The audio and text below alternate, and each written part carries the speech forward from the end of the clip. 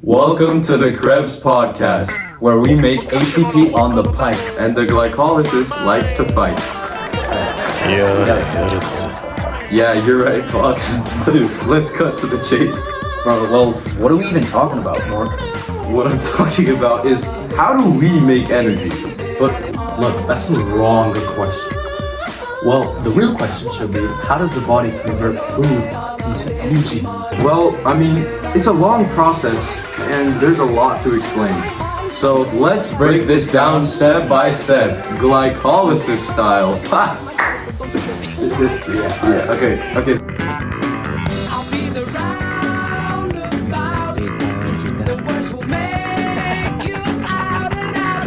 Spend the day your way. Call it morning, driving through the sun and in and out the valley. Alright, Fox, what is glycolysis? Great question, Mark. Alright, glycolysis is the first step of cellular respiration, where a cell breaks down glucose into smaller molecules. Glucose breaks down into two pyruvates, which are 3 carbon molecules. 2 equals 3. Maths. Using 2 ATP to break it down, and you gain 2 more ATP, so the net ATP amount is actually 4, which you already invested in 2 ATP. Wow, that is truly genius, Fox. Thank you. But wait, doesn't the process of glycolysis not require oxygen? And also, since it's in the cytoplasm, which is outside the mitochondria, is that why it doesn't require oxygen? Look, yes and no. So the process of glycolysis takes part in the cytoplasm of the cell and not in the mitochondria. A lot of people get that mixed up. It doesn't need oxygen, but it does not need oxygen because it is in the cytoplasm. You get what I mean? Yeah, I get what you mean. So the inputs of glycolysis are singular glucose, right? Yes. 2 ATP, Right. and 2 NAD pluses. And the outputs of glycolysis are 2 more ATP, 2 pyruvates, and the NAD pluses, which had turned into NADHs. Wow, I did not even know you knew that much more. Well, that's great. But what big man thing you know about the link reaction? I mean, I know what it is, but just tell me more. So first, where are we in the respiration? What's that last part? wait, cut off the last part. Okay, this is actually terrible. Alright, more. Let me explain to you the link reaction. So first, where are we in respiration? Glycolysis has just finished in the cytoplasm, right? Yeah. And it's produced pyruvate. How many? 2. Yeah. Yes. But the Krebs reaction happens in the mitochondria this time, and the pyruvate can't go straight in, right? This is where the link reaction actually comes in. It literally links glycolysis to the Krebs cycle. That is sense. And the link reaction takes place in the mitochondrial matrix, which is basically the cytoplasm, the fluid of the mitochondria, right? So pyruvate is actively transported from the cytoplasm into the mitochondria, am I correct? Yes, that's very right, Giorgi. But do you know what goes in the inputs? Haha, got you there. You don't know that. You don't. I don't, obviously. Alright, let me tell you. So 1 pyruvate goes in, so 3 carbons, 1 NADH plus, and also 1 coenzyme A. Since 2 pyruvates are made per glucose, basically everything happens twice per molecule. Alright, bro. But what actually happens to the pyruvate, though? Say less, bro. You want me to explain this to you? Yeah. Alright, I got you. Alright, first step is decarboxylation. That's a That's a great word. great word and very, very hard to pronounce. 1 carbon gets removed from the pyruvate and is released as carbon dioxide. So it goes from 3 carbons to 2 carbons. And then one is G, released. who do you think you are, the redemption police? Gee, I ain't the redemption police. But then oxidation happens. Hydrogen is removed and then the NAD plus is reduced to NADH. Last step, bro, your volume is more than the whole school volume combined. My volume, I'm talking normally. Just so you know, these terrible jokes are inside jokes, and yeah, Rolo made me say it. Coenzyme A attaches to it, forming acetyl CoA. Coenzyme A. Coenzyme A, sorry, which enters the Krebs cycle. So if we know the inputs, if we know the location, how about the outputs?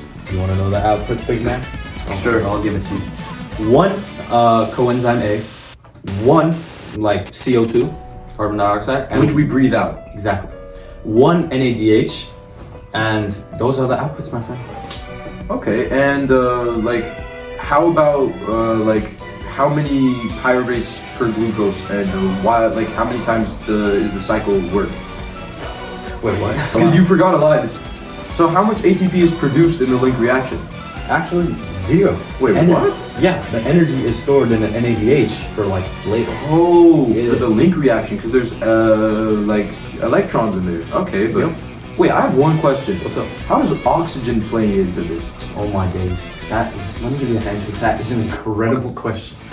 Alright, so oxygen isn't directly used, but it's needed for later to generate NADH+. Without oxygen, NADH builds up, the link reaction stops, and then the Krebs cycle can't continue. Ah. So wait, what happens without oxygen? The cell switches to fermentation to regenerate NAD+.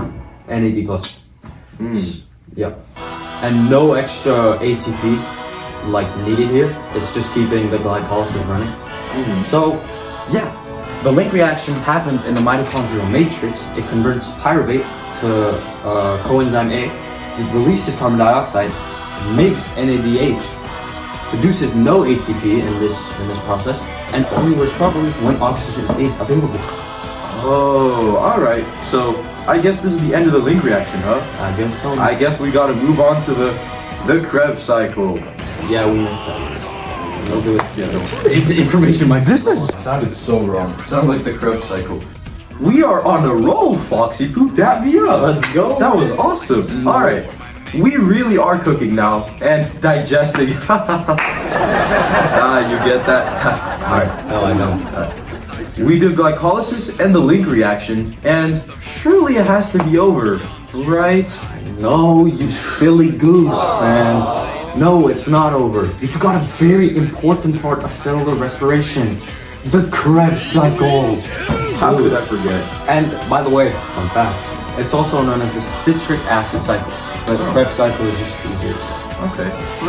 Well, pardon me. I'm such a buffoon for that one. Don't worry. Oh wait, I remember now. The Krebs cycle takes part in the mitochondrial matrix, basically the cytoplasm of the mitochondria. That's right. Which is, what goes into the Krebs cycle is the acetyl coenzyme A, which comes from the link reaction, right. 3 NAD pluses, and an FAD, and an ADP, which is adenosine diphosphate. And what comes out are 2 carbon dioxides, which are waste, so we breathe them out. Am I correct? Yeah. And 3 NADHs because they get charged, and FADH2, and an ATP. Am I correct? I think you are.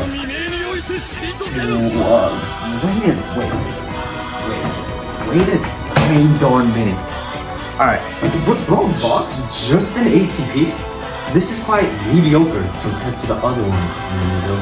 Well, don't you worry, mi amigo. Everything's coming back to me slowly. The ATP really isn't the valuable thing that comes from the Krebs cycle. Don't sleep on the NADHs and the FADH2s, bro, chacho. They are the energy carriers.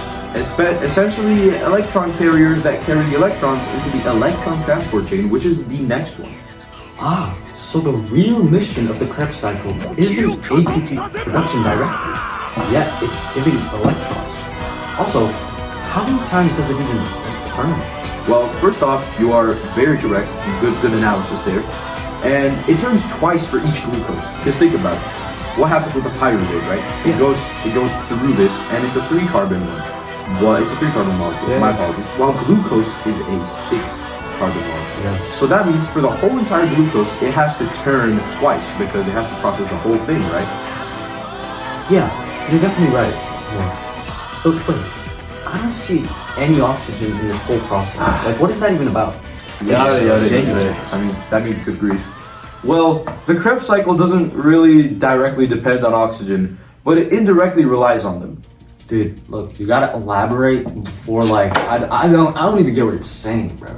Okay, well, don't explode your brain just yet. Yeah. In the electron transport chain, oxygen is needed to accept and regenerate NAD plus and FAD plus. So without oxygen, NADH and FADH2 can't dump their electrons.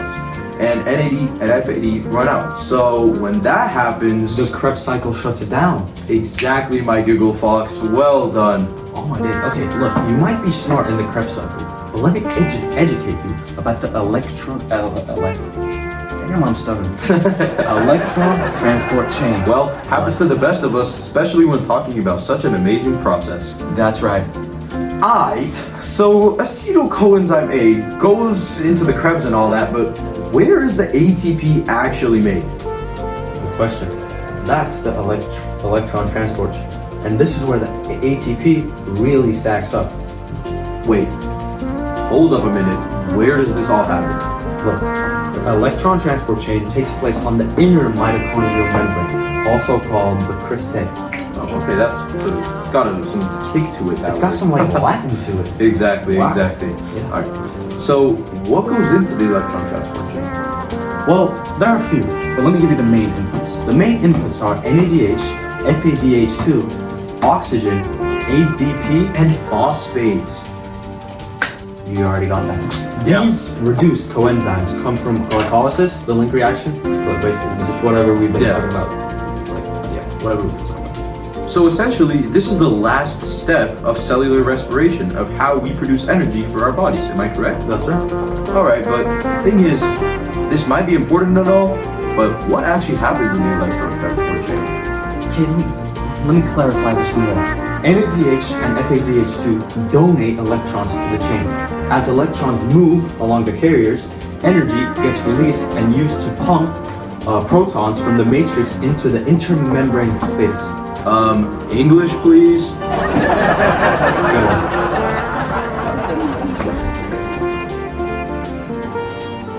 You go? Look, it creates a proton gradient. Protons then flow back into the matrix through the ATP synthase. And that movement makes ATP.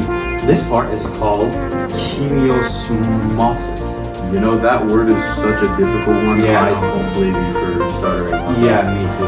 I'm getting a headache just by reading it. Same. But anyway, where does oxygen come in? How does this play a role? Because like we breathe in oxygen, right? It must be necessary for this. Definitely. I mean, oxygen is the final electron acceptor. It combines with electrons and protons from water, like H2O.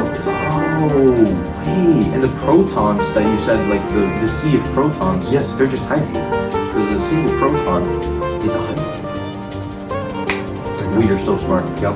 But how about ATP? Because ATP is essentially the currency of energy throughout all living life. So what happens with ATP? Do you mean like the numbers, basically? Yeah. Well, roughly, NADH is turned into 2.5 ATP, and FADH2 is turned into 1.5 ATP.